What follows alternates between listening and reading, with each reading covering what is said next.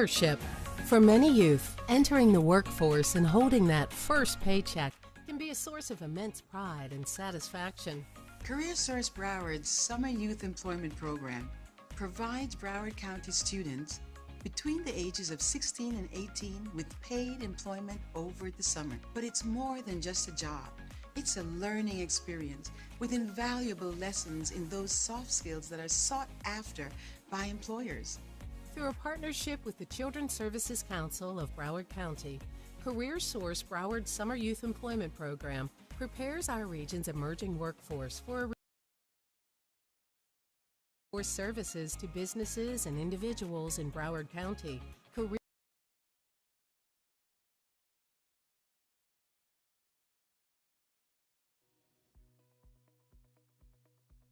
Hi, I'm Linda, Dania Beach's Chief Human Resources Officer, and I'm thrilled to share with you what we have to offer you when you join our team. By hiring and retaining the best talent, we ensure that our residents, visitors, and team members will receive the best service any city can offer. Our ideal candidate is not only the best qualified for the job, but is also someone who wants to be part of an amazing team of professionals that serve the public with respect, integrity, and with a standard of excellence.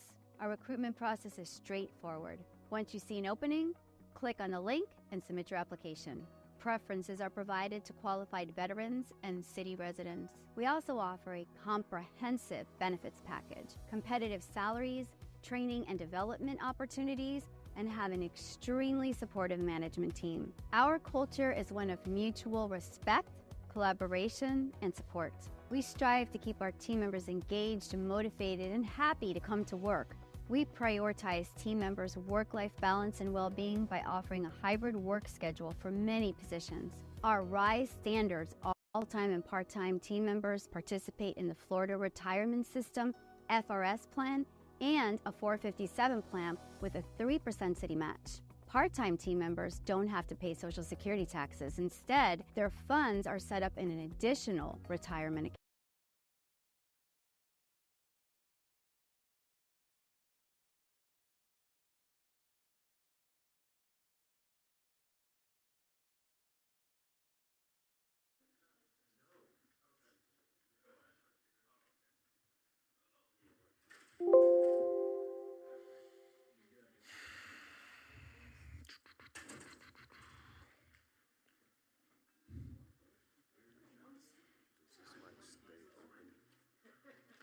Usually.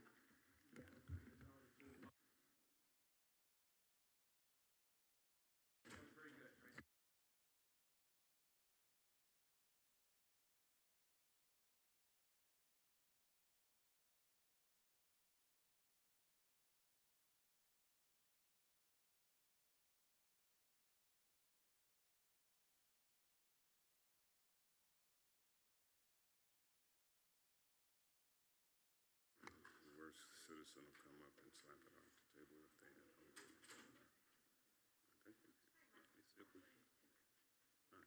I think we actually do usually, how it picks up here, so we do usually leave it closed. Yep. One last test. With the sides. Left side, right side. And the phone. You had your phone. No, it's nice because I pulled the phone out after. Because when he did it. Well, I'm not going to even show myself. You got the U rolling. Huh?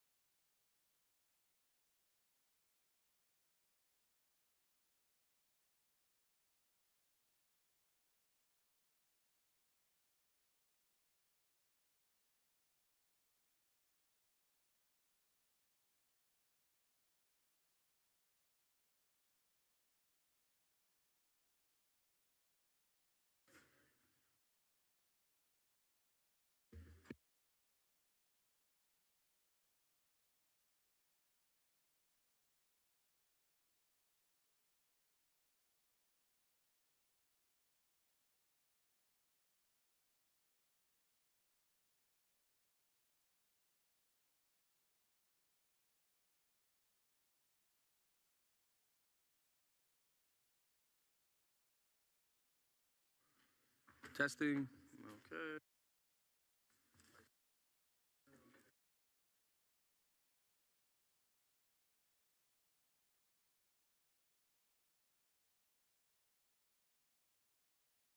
All right.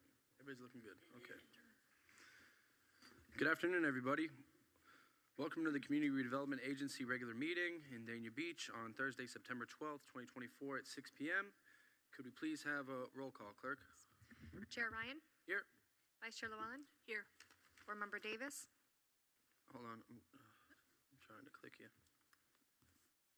Okay, go ahead. Here. Board Member James? Here. Board Member Salvino? Here. City Attorney Bootsas? Here. Executive Director Chen? Here. Chair, you have a quorum.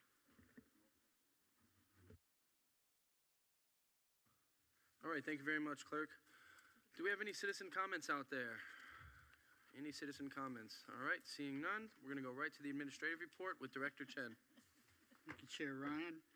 I did put a notation at the top of this. This admin report is not as extensive as I usually do because, frankly, it was only a week between the due date on this versus our last meeting, so there wasn't a lot of progress to report. However, on a daily basis, there is a lot going on at the patch. As a recap to a lot of the events that are coming up, there is a patch open house scheduled for October the 5th. And it is really to reconnect the neighborhood, bring them back in after the disruption of the summer and so forth with the patch. It is also another attempt at being a listening post so we can gather information to see what the neighborhood would like to see going on at the patch, what kind of events they would like to see. I have set out a calendar invite to you. We're calling the patch unveiling. We expect to have the new raised beds, the 46 new raised beds completed by October 7th. And we've scheduled this to be a little bit early in front of the next CRA meeting in October. It will be a ribbon cutting, and we're doing extensive advertising, again, trying to reestablish its connectivity to the residents and neighbors of Dania Beach. We've also put out special invitations to Invitation Homes and Spirit Airlines because of their contribution that's led to our being able to accelerate this raised bed project. And our videographer will be there. Basically, this will be the wrap up of the video that we're doing for the patch redevelopment. We're actively, in fact, we're more actively recruiting volunteers to work. We're looking for volunteers every Tuesday, Wednesday, and Friday, and second and fourth Sundays of each month. Now, the reason I mentioned this to you, and this is pretty somewhat repetitive, is that I've also gone out and done published notices for these events in the Dania Beach Press. And for any of these events that have a longer time span, I've also published in the Hollywood Cahoots newspapers. Finally, the patch is developing a program with C.W. Thomas Park. C.W. Thomas is going to start doing an after-school kids program. We're going to host them at the patch. The Fruitful Fields has developed a Grow City Youth Internship Program. It is a paid internship program for teens ages 14 to 17. They'll be based at the patch, and it'll be held Tuesdays, Wednesdays, and Saturdays, 9 hours each week. And there are 2 of these overall sessions per year that they are anticipating on holding. So this will be a repeat program at the patch. The Community Foundation of Broward is providing the funding for the paid internships.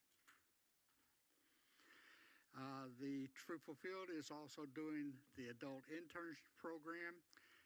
I think I mentioned this to you in our last meeting, but it's now confirmed that FIU has committed to use its USDA grant money to provide these as paid internships. People signing up for this will receive $1,000 after 100 hours of internship work. And then there is a Veterans, Youth, and Special Needs Assistance Program. Again, this is an outreach trying to identify and have involvement with people who have some different various challenges in what they're doing, give them something to do, and give them a skill that they can be proud of. FIU, I mentioned, is conducting their own adult internship program and have the USDA grant to back it. But a step in their process is they have officially approved the Patch as their Broward County location for the on-site location of that internship for FIU.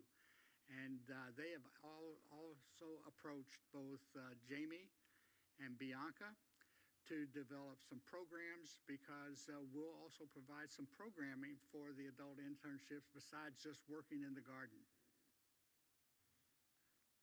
And program, I mean, in terms of workshops, to give them training and information. We are also working with Memorial Healthcare to develop a lifestyle workshop series that they can also have at the Patch. That is an ongoing conversation. I'll update you as progress is made in that. We're doing more and more with Love Our Nation.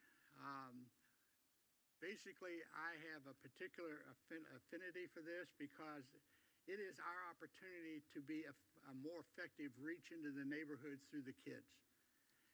Love Our Nation is really good at putting together a kids program and bringing them at the Patch. They are doing their Earth to Table program. It is held every Monday except for school holidays. Basically, the fundamental thing is to help kids understand that when they see stuff in the grocery store, that's not where it started. They're to get the idea that fruits and vegetables actually start by growing in the ground, and it goes through the grocery store before it goes to their table. So it's teaching them how to actually become involved and understand how the earth affects their eating habits. This is another program that's been advertised for both the Cahoots newspaper as well as the Dania Beach Press. The Sparks program is the hands-on interactive food education workshop.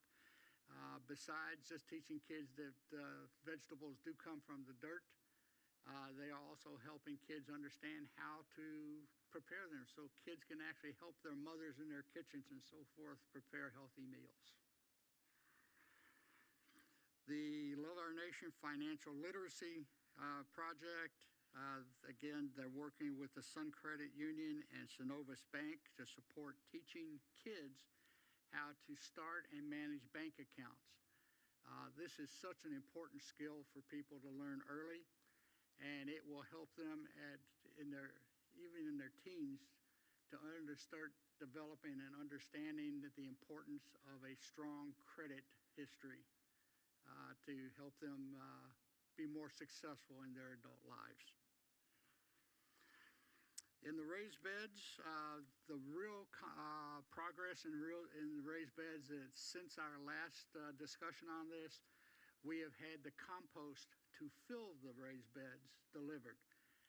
There's been 7 truckloads delivered to the Patch. With that, there's a sequencing that we have to observe between constructing the new raised beds versus setting them up so that they can be planted. And that is, there's so much dirt to be done with the fill. We actually have rented a front-end bobcat, a small bobcat to move the dirt around. And that bobcat won't fit between the raised beds once they're built. So we have to kind of fill the raised beds as they're built so that we can fill them with the tractor. I can tell you that you may recall in our last meeting 2 weeks ago that was a week with a lot of rain. I've included some photos for you. You can see the extent and really the vast quantities of compost that were delivered. You can always also see what the rain impact has had on that construction site. All the seeds have been done, ordered for the development of our fall crops. The new second nursery has actually developed. In fact, this has happened since I drafted this report. We actually have now photos that have the shed of the covering for the new nursery has been now erected. It will be functional, and I'll have an updated report for you at our next meeting on that. I have included copies of the various flyers and so forth that have been posted to the newspapers and put out in the neighborhoods. And I've also included a couple of pages of photographs for you to show you how the Love Our Nation program is being set up. They actually have their own dedicated corner at the pavilion that's basically permanently set up for their supplies and desks and chairs and so forth for their programs. We have also allocated one of the raised beds for the use of Love Our Nation because this is part of their ability to teach their kids farming programs. And then the other page of photographs is showing you the extent and I guess the magnitude of the dirt that we now have to fill the raised beds. With that, that is my admin report. Thank you, Director Chen. Board Member James? Yes, thank you. I just have one question on the paid internships. I know you said 9 hours a week, but what are those times that they will be working? I actually have it. Give me 1 second. You talking about the youth internship? Yes, the 14. The youth internship is held 9 hours a week. I think it runs from about 3:30 to 5 o'clock on the days that it's held. That's not 9 hours. Can you give me the schedule? So, I mean, I think I have some kids that would be interested, but I would need the correct hours so they can. I was just trying to make sure they would be out of school and everything else. So, excuse me, it'll be on the flyer that I've attached. Let me look at this. Okay, thank you. Just a quick second for that.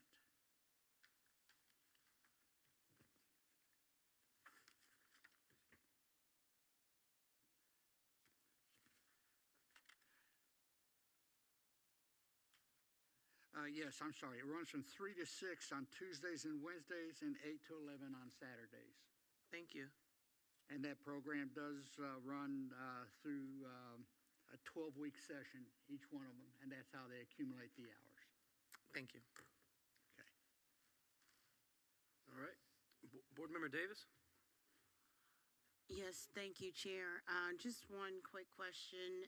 You mentioned the video for the patch. Is that the same video that we took part in? It's all going to be part of one, or are there two separate ones, one for promotional or one being all together? It is just one video, and that was the purpose of the interviews you did at the last session. Commissioner James, you were unable to catch that. We'll try to catch up with you at the unveiling to give you a chance to have your participation in that video as well. Thank you. And lastly, and when is that supposed to all be completed? When do you have an expected time frame for all of that? The very last wrap-up to that is going to be the final drone flyover of the finished product. That will probably be done, weather permitting, the week after the unveiling. After that, it's a couple of weeks of editing, splicing together and so forth. But basically, I would say that should be ready probably by the end of October. Okay. Thank you very much. And by the way, all these videos that I'm doing and so forth, these will be part of the features, and it's linked in with our updated website. So it's actually to give a multimedia presence to our website.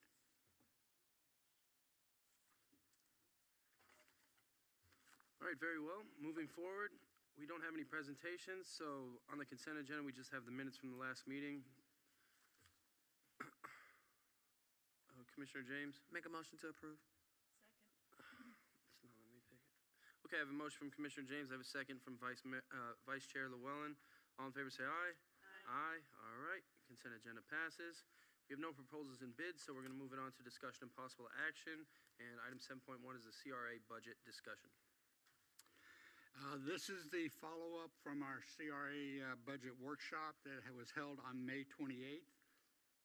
I can tell you that the draft that was put before you that we're requesting your approval of reflects the conversations that I understood and picked up from our workshop meeting.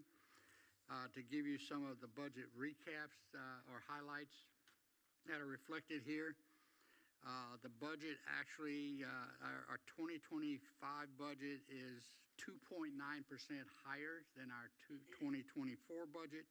Frankly, the bulk of that is because of the increase of cost of living wages that are associated.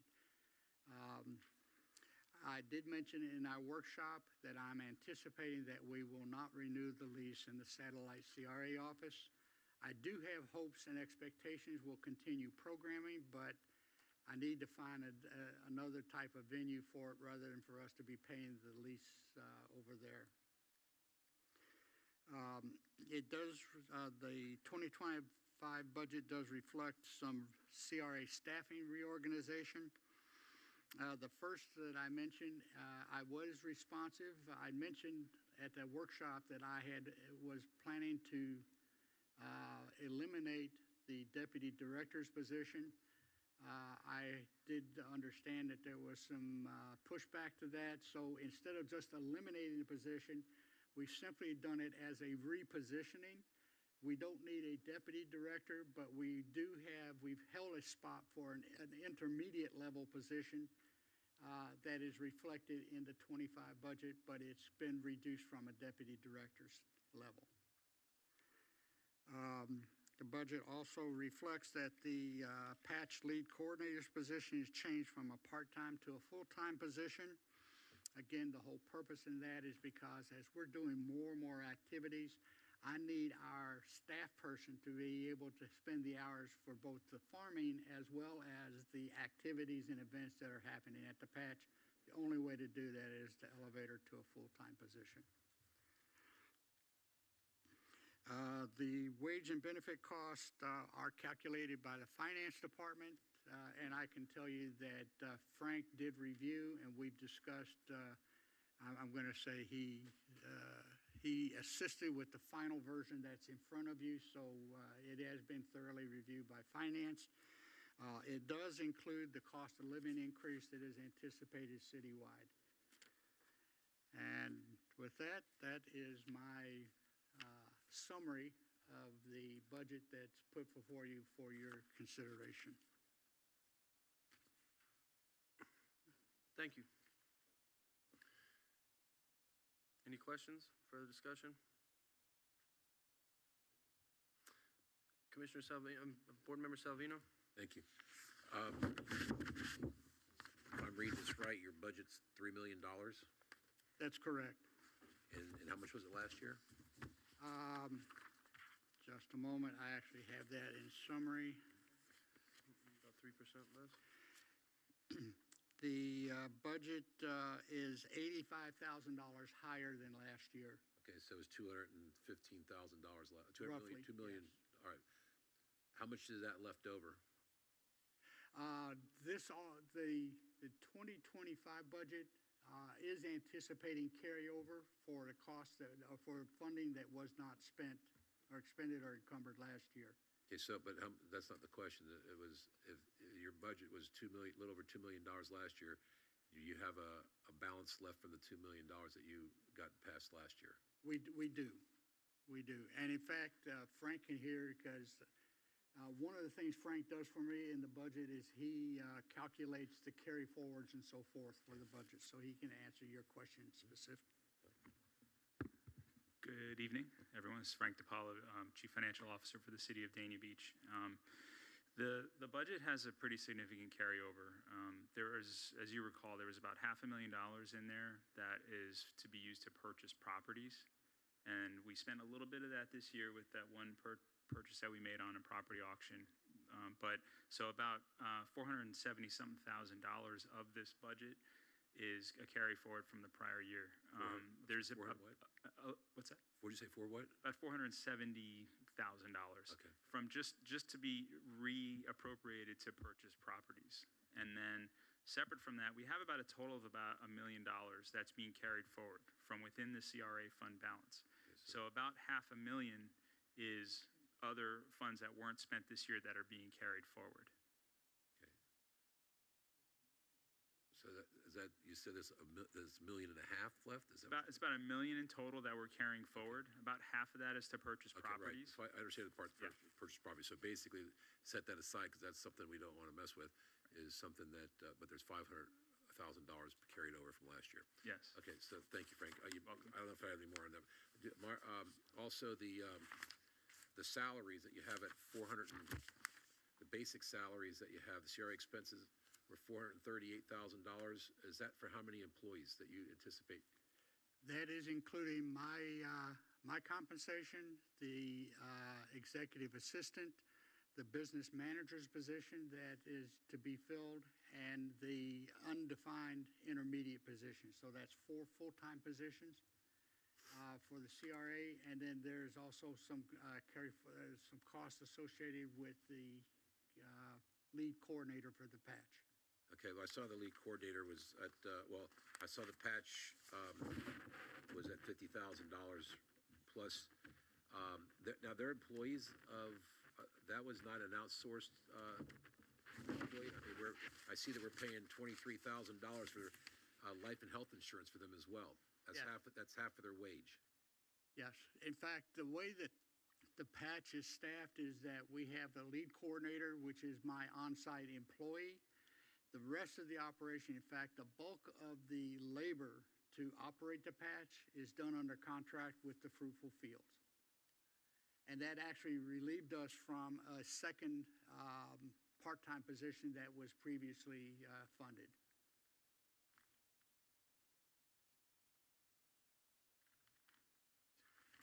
I just think there's a lot of holes in this budget, but if nobody else has a problem with it, then, yeah. You know, I mean, I'm sitting here looking down when we start talking about, and it's not, I'm just using the patch because it's easier to read. I'm not using it for any other purpose because I believe in what we're doing.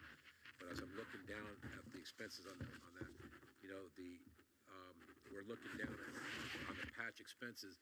It just isn't the $50,000 for the salaries. It goes up to another $35,000 in salaries and cell phones. I know the taxes and Medicare we can't do anything with.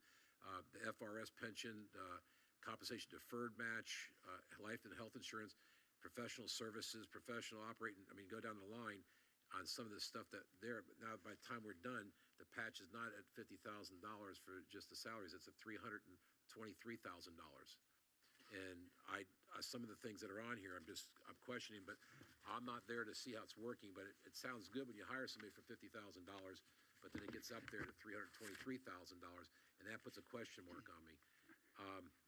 And then in the revenue, but I'm looking at the revenue, estimated revenues that are coming in miscellaneous revenues and non-operating transfer from the CRA. You have $50,000 in miscellaneous revenues. I guess that would you be collected on your sales? Is that what you're? That would be, yes. Okay, then $273,000 for non-operating transfer from the CRA? That's basically the gap funding between the expenses versus the income or revenue that's produced here. So when you do your budget allocation, you allocate to the CRA, and then the CRA transfers the funds to the patch. That's what that budget transfer is. By the way, just because I don't want you to be to feel that there's a gap in this. Basically, the staffing cost for the patch is at the top right corner of that column, which is $87,000. That includes the full-time compensation for the lead coordinator and all the benefits associated with that. The next line item is professional services general. That is That is things like attorney's fees and other types of professional expenses that are associated with managing the patch. The $85,000 is the contract with the Fruitful Fields, which is the operating contract. Now, what that Fruitful Fields contract did, when I first came to Dania Beach, the patch had a lead coordinator and two part-time, in fact, it was a part-time lead coordinator and two part-time general coordinators. At this time, the bringing in the contract with the Fruitful Fields has eliminated, in fact, two positions. We no longer have the two part-time just general coordinators. So that's why, basically, in fact, the Fruitful Fields contract was largely negotiated to offset the cost of the employees that would be offset from their operating agreement. Okay. And they provide all the labor as well as skills and some of the consulting services that we pay for on the outside. Okay. So just, I'll finish with this to clarify. We have $500,000 coming from for the building fund, and we also have $500,000 that wasn't spent. So basically, you're asking for $2 million instead of, because you're going to have $1 million carryover that's being that's right correct. Over. So it's pretty much the same budget as it had last year, but you have more to operate with because you're carried over from that. So I guess we look at see what happens down the line and how much of that you use, whether or not, and whether it's used, as I would look on your thing here, fruitfully. Okay, and we'll see how it goes from there. That's all my questions. Thank you. Okay.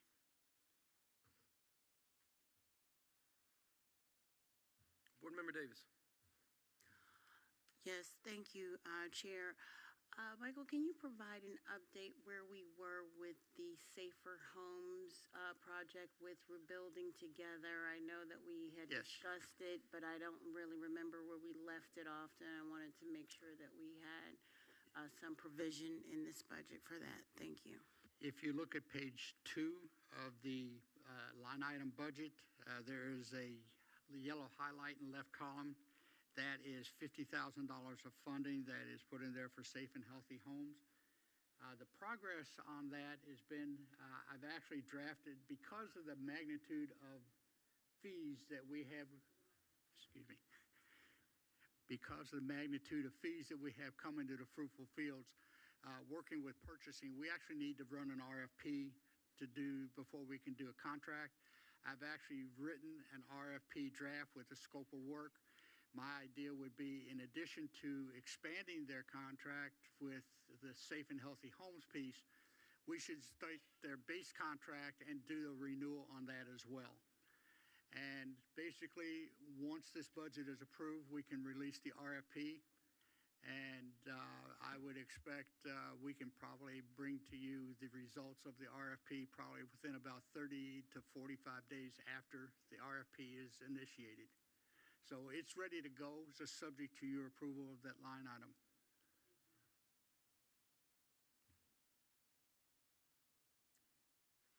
Any more questions? Any action?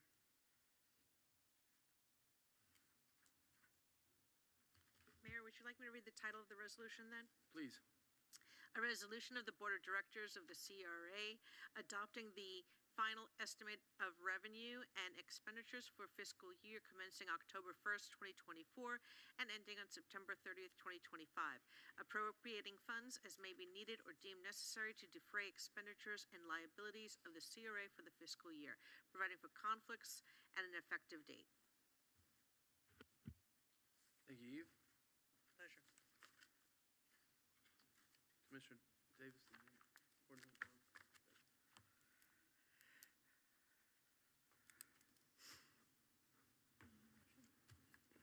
Yeah, please. Vice Chair. Make a motion to approve.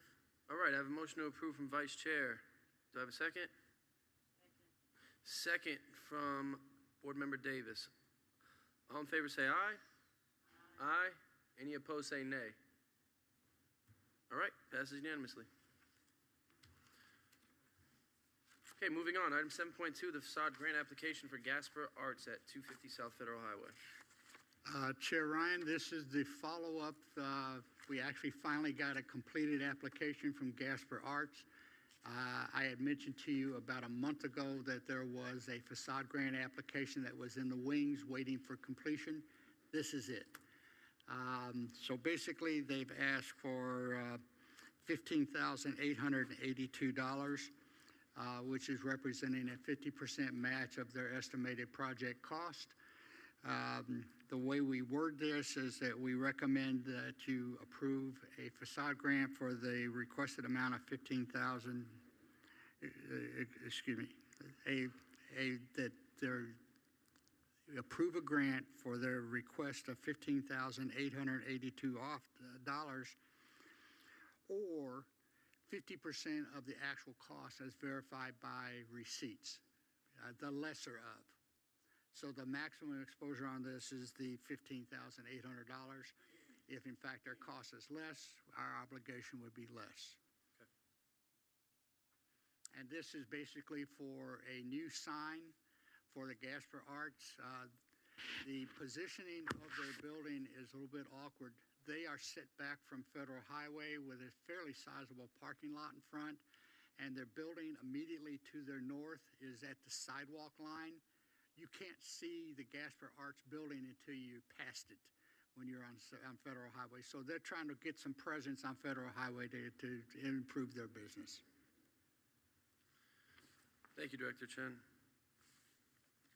Didn't Gasper Arts, they did their own work on their building, right, with art? They did. Yeah, and we approved their art, yeah.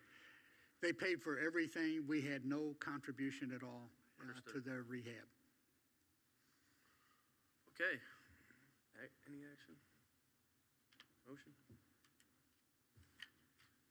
Vice Chair Llewellyn. Motion to approve. Motion to approve. Do I have a second? Second from Commissioner Salvino. All in favor say aye. Aye. Any opposed say nay. All right. Item 7.2 passes unanimously. Okay, just let's double check here. All right, any board member comments? We'll start with Board Member Davis.